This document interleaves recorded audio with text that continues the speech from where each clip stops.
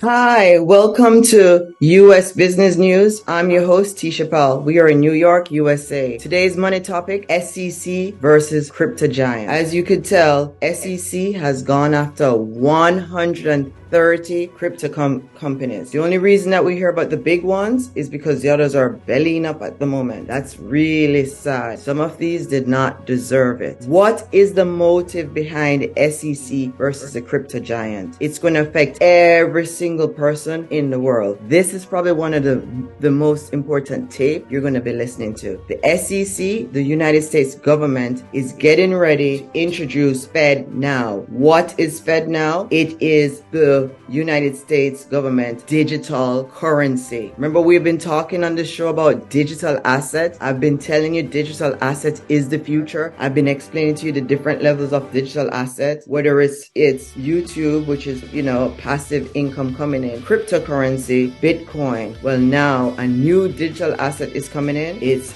government is creating. 130 government created its own digital currency. And the United States has one coming out. Could this lawsuit with Coinbase and Banaka be PR, Gary Gensler and President Biden and the SEC? Could this be the reason they sued?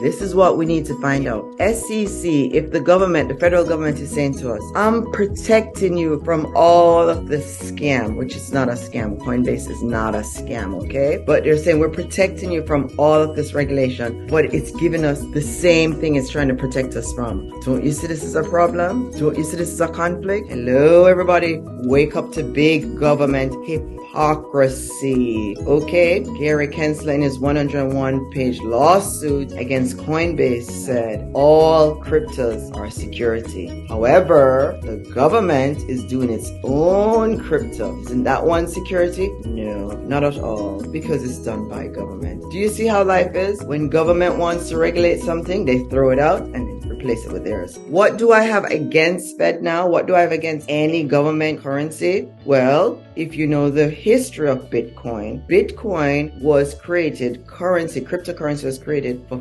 fairness, okay?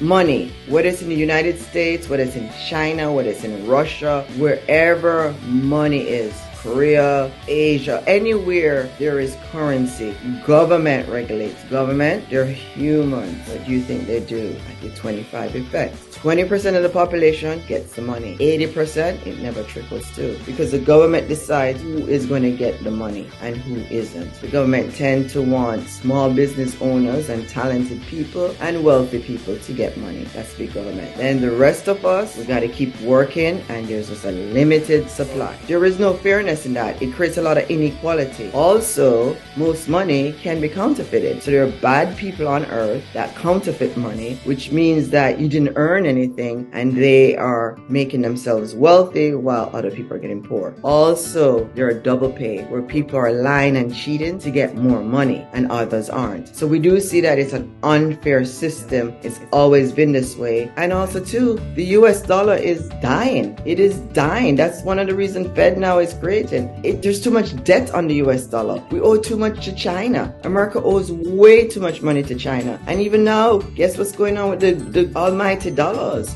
So what does that mean? The dollar is depleting. The more it gets, it's more it depletes. It gets weak, and it just dies. That's just human nature. Money dies. One country will never be great forever. So America's golden years, well, now we're going to have to deal with China. So the SEC now, they're seeing that the cryptocurrency, they're seeing that people are making money from it. It's doing things. It's making people equal to others. And they don't like it, so they went ahead and sued. That's what this is about. This went ahead and sued for one reason. They have something they're going to offer us in return. We don't want it. We don't want government interference. We do not want any more government currency. Whether it's digital or paper, we don't want it. Why don't we want it? Because it's going to be worse than paper. We are going to lose our financial. Let me explain what the FedNow will do, okay? The government, the United States government, 130 government, they're going to do the same to their countries. They're going to attach it. The FedNow, you know how Coinbase is attached, debit your account. Now FedNat, which is federal government,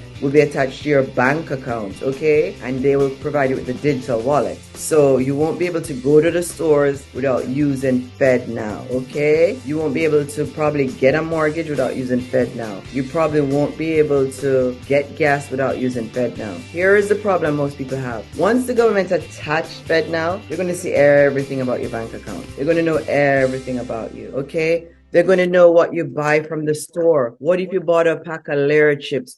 I love Layer chips, by the way. Or what if you buy a pack of Oreo? You know you're not supposed to be eating this. I know I'm not supposed to be eating this, but I do anyway. But now the government can say, I don't like the way she's eating, and they could shut it off. How do we know this? Because something like this happened already in California. Remember when the truckers, they went ahead and they protested in California, in Canada? What happened? The Prime Minister called their banks, and the banks shut their ATM off. Guess what? Those truckers could not eat, they couldn't get gas, and their families couldn't eat or get gas or pay any bills. So those truckers had to stop protesting. So why would FedNow not be different? Let's say we decide to say, oh, we're going to protest today. Government is going to take pictures of all of us, and that's it. Our money is gone. It just shuts off. So why would we need that power for the government? Now you see what this lawsuit is about. It's about taking our financially defending itself against it. And number 3, Coinbase actually asked the SEC for help, and the SEC did nothing, okay? Why did the SEC do nothing? Because the SEC's intention was to file a lawsuit so they can provide FedNow. And now 130 cryptocurrencies 130 companies have been filed. A lot of them are going belly up. I explained on a show recently as a legal analyst. I'm going to explain it to you again. If you are a U.S. citizen and you have any crypto over $20,000, it's time for you to go see a private lawyer. U.S. citizen, green card holders, if you are on U.S. soil, it's time for you to see an attorney. How do I know this? I said it before, and now I'm seeing the action. IRS went ahead and filed an motion to intervene on one of these lawsuits, not Banaka or Coinbase. Eventually, IRS is going to file on that. It's very obvious. So why would IRS file on it? Because they're getting U.S. citizen. What's going on is that Banaka is like, I'm not staying in America. I don't want to stay. And Coinbase is probably going to say, I don't want to stay, except Coinbase have a lot of U.S. citizen on their platform. So Coinbase is going to have to fight. But Coinbase cannot keep fighting the government because the government can just print money. Coinbase cannot print money. So we do see that Coinbase is going to probably have to suppress and leave. Just like Banaka said, I'm leaving. What did Banaka do? Leave all the U.S. citizen and green card holders account or names because that's part of the settlement. It was always to get tax money. It was never about whether our crypto is security. It's always, how can we get more? How can we get more? That's all it's about. So I'm telling people, if you're a U.S. citizen with over 20,000 US dollars stored or used, whatever it is on any of these crypto, go and get yourself an accountant and get yourself a security lawyer, Wall Street lawyer, somebody that deals with SEC and IRS, because you're going to have a can of worms opening up on you. IRS is not going to tell you, get yourself a lawyer that can handle security claims, IRS claim, and get yourself an accountant. You did not break the law, but guess what? IRS is going to come up with something. So go ahead and get yourself a lawyer. As for the rest of us, we've got to figure out how to fight against this FedNow. Why? Because FedNow is going to explain, FedNow is going to go ahead and it's going to get hooked to our phones and it's going to have access to our bank account, and the government is going to see everything that we can eat. It's going to see everything that we have been doing. SEC versus Coinbase, SEC versus Banaka, SEC versus Ripple. Ripple is a blockchain and it has that XRP crypto. This was bad news for Ripple. Ripple was in a deal with Citigroup or Citibank, one of the banks, large banks in the United States. Ripple was going to get $250 million. And the SEC filed a lawsuit, Ripple not getting it. That affects innocent investors. Do you see what I've been telling you on my shows? Rewatch some of those shows. That it doesn't matter what the market does, whether it goes up and down, up and down. When government regulation hits, it changes things. So that is a little unfairness for the Ripple investors because they've done nothing wrong. I mean, if you understand Coinbase and Banaka and all these giant crypto cryptocurrency companies and blockchain. A lot of them are doing sweat equity to get it. The good part is the SEC did not name Bitcoin.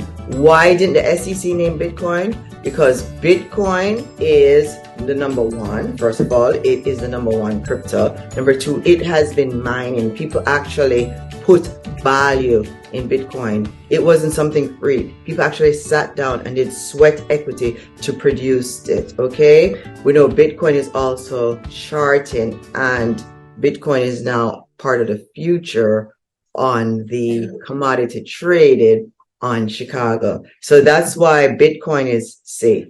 Now, Bitcoin has been outlawed. Cryptocurrency has been outlawed in certain countries. It doesn't matter that it's outlawed in certain countries. Lawsuits between human beings are going to get in the court.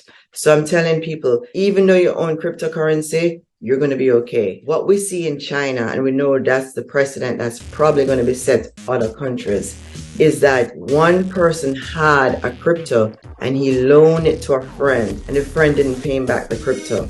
So he went to court in China, to one of those lower courts, and the lower courts ruled for him. So even though cryptocurrency is illegal in China, the people who possess it are still using it. That's the same thing that's going to happen in the United States. There's going to be people who still possess them. They're probably going to trade with them, and they're going to end up in lawsuits in lower courts.